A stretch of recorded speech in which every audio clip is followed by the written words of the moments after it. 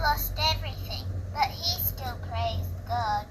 Guys, how cool is that video? Thank you, Persia, for sending it in. I think I look a lot cooler. I love the set in the Legoland. It looks really cool, really fun. Now, it's me, Al, but we've got Paulie here. Paul, who else is going to be here today? Guess who's back today? Maddie's back. Maddie's back. Guys, it's going to be super fun. And please keep sending in videos. We love getting things. Yeah, Kids at northcoastchurch.org.au. That's right. Yes. And what's happening in the episode today? Oh, we got a special guest. Yes. Which I won't tell you. I know you want to know. You want to know. I want to know. We're going to have you do Treasureverse. Maddie's going to do activity time. Rochelle's doing the talk. And like Persia's cool video showed, we are in the book of Job. So let's get rolling. There was a man, his name was Job. He suffered very greatly. He lost all he had and shaved his head. He worshipped and he waited, looking for an answer from the God above for the pain he's in. There was a man, his name was Job. His friends all said the same thing. Job, they said, you must have sinned, and that's why you are wailing. But God said, oh, no, no, no, he never sinned, and you are wrong. And that's the story of Job. Yeah. There was a boy who sat all alone on the bench outside of his class. See, there'd been a thief at school. Someone had been going around and stealing stuff out of kids' backpacks while they were in class. And somehow everyone thought it was this boy. He'd done it. He was a thief. And he tried to say that he didn't do it. He tried to say it wasn't him, but no one would believe him. It felt like everyone was against him. Even kids at school started to avoid him. At recess, his friends stopped playing with him. He tried to tell them that he didn't do it, but they didn't listen. So this boy sat on this bench, alone and sad and frustrated. And do you know what he wanted? He just wanted someone to stand up for him, someone to be on his side. See, that story is a bit like Job's story. See, Job, just like the boy, everyone thought he'd done the wrong thing. And just like the boy, everyone was against Job. And Job just wanted someone to stand up for him. Do you know what Job wanted? He wanted a redeemer. A big word, but one of the things a redeemer means is a redeemer is someone who will stand up for you, someone who's on your side, someone who will swoop in and help you out and fix your problems. Job wanted a redeemer. Let's have a look in the box and see what we've got. Oh, can you guys see this? Oh, if I face it the right way. It's a video camera. Now, a video camera, it sees everything. It can record it. So, if you could do a backflip on the trampoline, but your brother didn't believe you, you could get someone to record it and then show your brother, look, I did it. I really did it. Or if mum thought that you were losing all your socks, but you thought it was the dog, do you know what you could do? You could follow your dog around and show mum, look, the dog was stealing my socks. It wasn't me. A camera can see and it can prove that you were right. And that's what Job wanted. Well, he didn't have a camera back then, did he? But he wanted a redeemer, someone to stand up for him and show that he was right. But do you know what? Everyone was against Job. So who was going to stand up for Job? Let's see what Job says. He says in 19 verse 14, my relatives have gone away. My closest friends have forgotten me. Who would stand up for Job? We're going to see that Jesus stands up for Job. Jesus is Job's redeemer. Oh, grab my Bible again because we're going to read a verse. Listen to what Job says. It might sound familiar. Job 19:25. It says, I don't know this because it's my treasure verse, so I know it. I know that my Redeemer lives and that in the end, he will stand on the earth. See, Job knew that in the end, someone was going to stand up for him and show that he was right, that he was innocent. Let's have a look in the box, see what we've got. Oh, a tie. see. Back to our, I don't know how to do a tie, let's do that. Back to our story. The boy in the story, do you know what? He found out that someone had caught the thief. Someone had seen the real thief and it wasn't him. Do you know what? It wasn't a kid from school. It wasn't even the teacher. It was the principal of the school. The principal had seen the real thief and knew that this boy was right. He didn't do the wrong thing. And do you know what the principal was going to do? He was going to stand up at the school assembly and tell everyone that the boy was innocent. He didn't do it. You know what? Man, the boy looked forward to that day. He knew that he was going to be redeemed. Everyone would know that he didn't do it. And see, Job knew that God himself, in the person of Jesus, God of the universe, was on his side. God himself in Jesus was going to stand up on his behalf and say that Job was right. He's innocent. He didn't do the wrong thing. And you know what? Take this tie off me.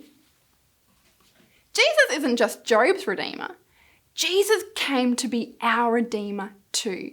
Jesus is our redeemer who stands up for us. Let's have a look in the box.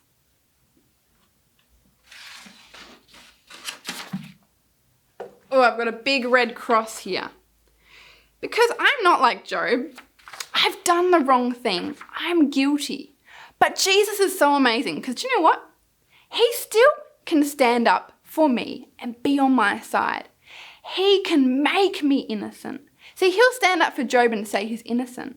But he can do that for us too because he can make me innocent. Let me show you what I mean.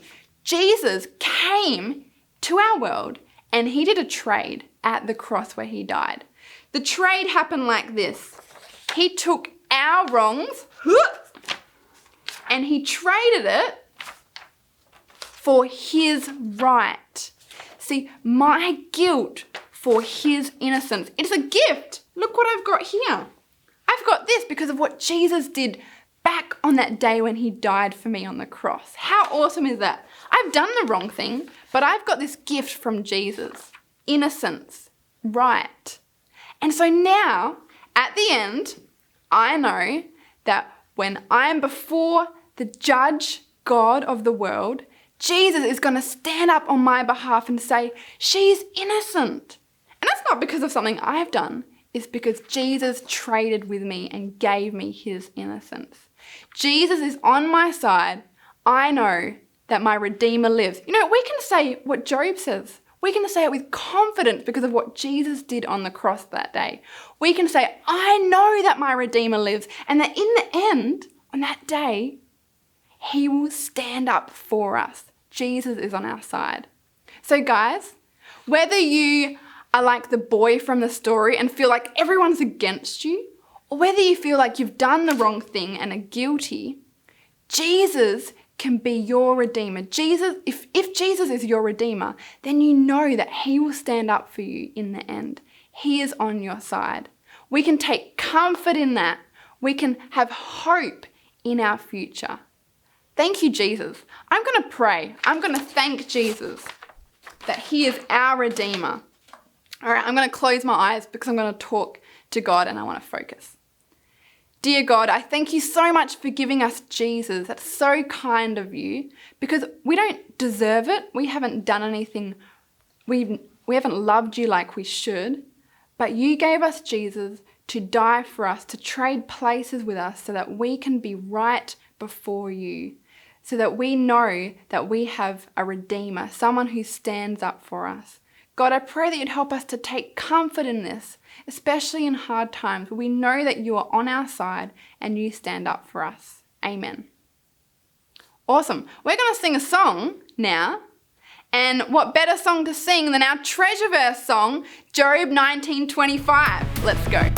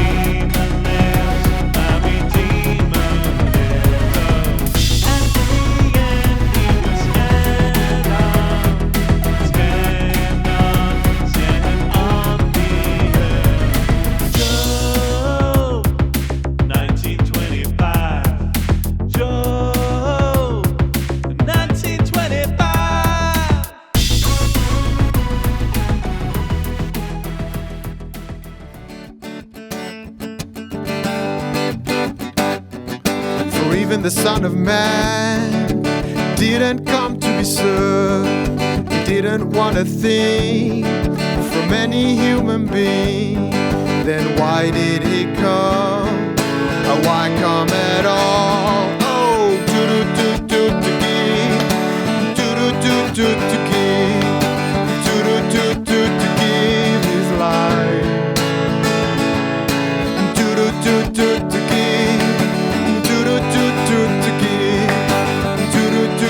to give his life as a ransom for men. Mark 10 verse 45.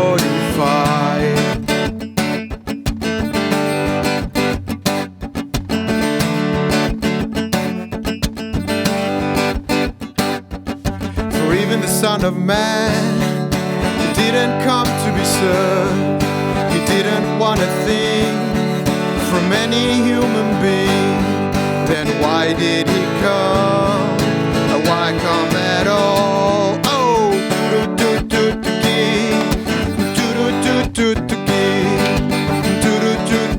give his life.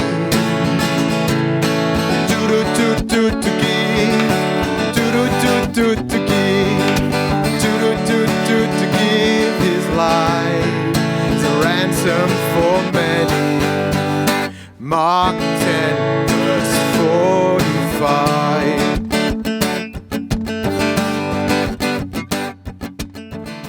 Treasure verse. Hey guys, welcome to another edition of Treasureverse. Now last week Rochelle set us a challenge and I did it. That was to balance a pen on our nose while saying the Treasureverse while people are throwing things at you, whether it be a scrunched up paper ball or whether they were shooting Nerf guns at you. No matter what it was, that they were trying to distract you. Now we saw me do it. Now this week we're challenging Maddie and Al to have a go. Let's check it out.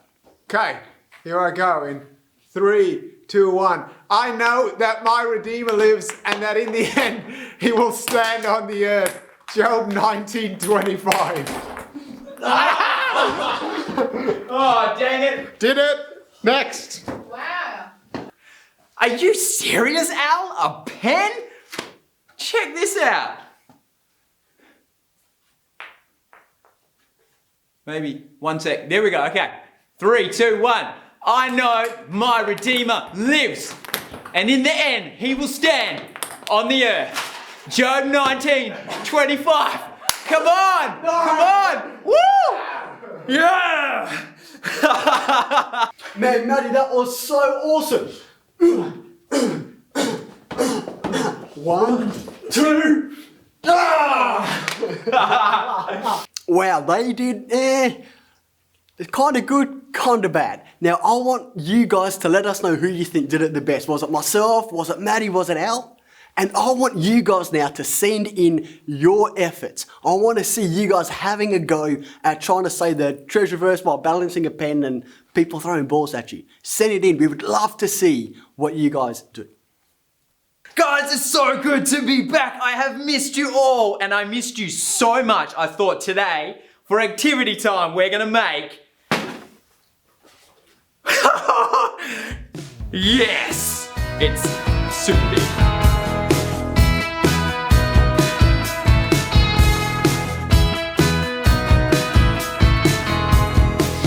Are you guys ready? Today we're making... Yeah, not that. I'm so sorry. We are not making a gigantic timber sword, but we will be making one, a small paper one. It's awesome. But before we get there, we've got a heap of things for you guys to do today. Let me show you what they are. First one, as always, we've got a coloring sheet for you to do. This is our Treasureverse. Have some fun with that one. Oh, it's a good spot over there. Next up, we've got some bookmarks. Now, I thought it would be helpful if you've got young kids, you can do the pre-printed one there. If you guys want to print out one and color it in, I've done that for you. Now, what you can do, because there's not a lot to do there, is you could, check it out, put these little things on there. braided that one myself. Although in my household we call it roping. It's just a more masculine way of saying you can braid. Lastly, if you want to get your little brother to go and draw it for you, you can do that too. Bookmarks. Now, yes, this is our last one. Are you ready for this? Are you ready to make a paper sword? I didn't even know you could do this. You can. Check it out. Now, I want you guys to keep your eyes open because there's actually something really cool that this sword is going to show us about our talk today. You reckon you know what it is? Let's get started. What we're going to need. What are we going to need? Paper. Now, I'm cheating a little bit today. I am going to use a bit of brown card. But so, one sheet of, you can just 3 sheets of paper is what we need. Yes. 1, 2, 3. So I've got a brown one. You can use all white ones and we can just color in the parts as we go through it. I'll tell you where they are when we get to them. Grab a pair of scissors. Yes. My brain is not really in gear at the moment. Sticky tape. That's it. Pause it. Go get them. We'll see you when you unpause it. So let's Where are we starting? It's just so unusual to be back in the room again. To be sitting down, talking with you guys. I hope you've had a good couple of weeks. Grab your first sheet of paper. Now this one is really easy to do. I don't know if it looked complicated, it is easy. All we're doing, get your first sheet of paper, fold it in half. Try to give it a really good fold in there. Fold it in half again. Get it in. Oh, I can't see the back of my paper. There we go. Okay, 1. So that was 2 folds. Fold it again, 3 times. Oh. Now, unfortunately, this is not normal paper. This is like a little bit cardy, and it is tough to fold. Gotcha. Okay, fold that edge down. Fold that edge down. Grab your sticky tape. And that whole edge we want to tape shut. This is how I did it the other day. You put it on there so you cover half of your paper with the tape. Flip him over and just fold it back down onto the tape on the other edge. Bada bing, bada boom. Looking good. Now, you don't have to do this. You know what, if I had have prepared this beforehand, it would have been way better. But, you can quickly just color this in brown. Now this is a part of the special little trick that I told you that this sword can do. So, you're welcome to color it brown, I guess, if you want. Done, that's it, that's all we're doing. Okay, so this is actually gonna be the blade of our sword. If you look down there, you can see we're making, give it a little squeeze, it opens it up. And I'm sorry, this bit is, this is a little bit tricky. What you wanna do, get a sheet of paper, and we're gonna start from one corner, and we're gonna try and roll it up as thin as we can. Like into a little, like you're rolling up a rug, or Play-Doh, that's another good one. Try to just go a really super small, oh goodness.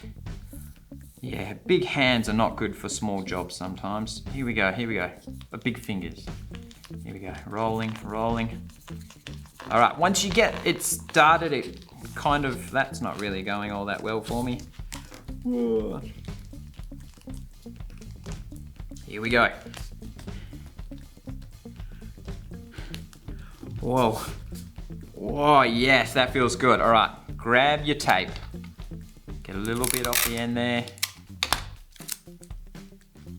Roll him around just on that last little bit that's hanging up there, and just tape him around like that. Now, grab roughly the middle with your 2 thumbs and just break it in the middle. Get the end of your sword. Actually, I've totally forgotten to do something. Wow, okay, this is gonna be a strong sword. Woo! Come on, in you go. Yep, there we go. I forgot to cut the front of our sword. This is easy. You can do it whichever way you like. I'm gonna do a double one. Chuck a little bit of tape on the end so it doesn't open up. There you go. Oh, turns out one piece of tape is enough. Now, please be mindful that, I mean, it's only paper, but you don't want it to be a sharp end. We're not here to hurt anybody. Now, here we go. That is that part done. We can put that to the side for a minute. Grab your other piece of card. See, if you've only got white paper, we're gonna fold this one in half and we're gonna cut it right down the middle here. So what you can do, if you've only got white paper, is color it in. This will be the handle. So what you could do is do like stripes on it so that when it spins around, it looks like a proper sword. Ooh. All right, that's it. And then just cut it. That's okay, we'll let that slide. Now grab your blade again. We're gonna put him on the edge and just wrap him up like a sausage roll. Oh, yes, look, if that doesn't make you hungry, I don't know what will. Here we go, roll him, roll him, roll him. Once you've got him to the edge there, we're gonna grab a bit of tape, just a little bit to hold it there.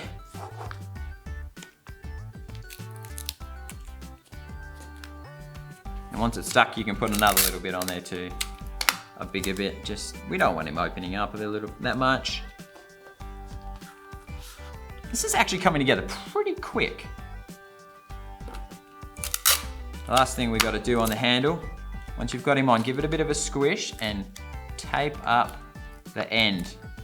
So that way when you push him on, it doesn't go anywhere. That's it. Cool, that's looking pretty good. Now, we need a hilt on there. That is, I think, the name for the little guy that goes across here. So if you get your other half, now if you want, you can make it the same color. You can make it, I don't know, normally I think they're gold or silver. Do whatever color you like. Fold it in half one time and fold it in half another time. Get your tape and tape together those open edges.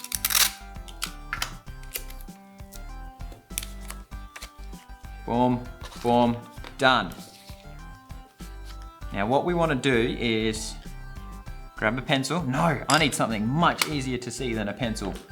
A black texter. Because the shape of this sword is a bit of an oval, what we really want to do is cut out kind of like that kind of a shape. So what you could do is put your sword on there, and if you can just go mark that edge and this edge, and then if you spin your sword this way, you can do the same, mark that edge and that edge. And the trick I found to doing this, fold it in half, and then you only got to do one cut that way, one cut that way. Open it up. All right, so we've got our hilt there.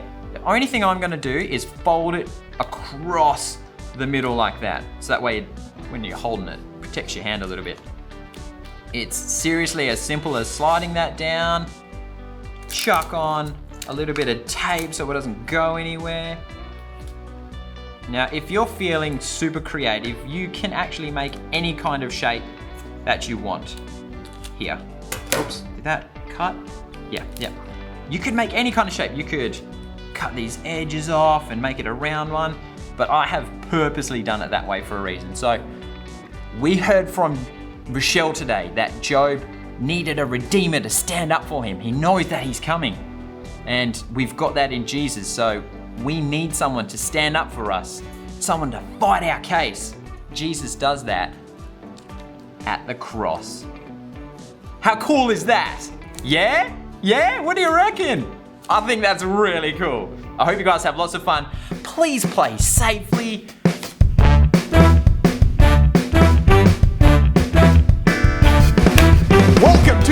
North Coast Kids Game Show. Let's meet our contestants. First, we have Paul. Next, we have Mr. Checkers for the first time ever. And then lastly, our special guest is Mika.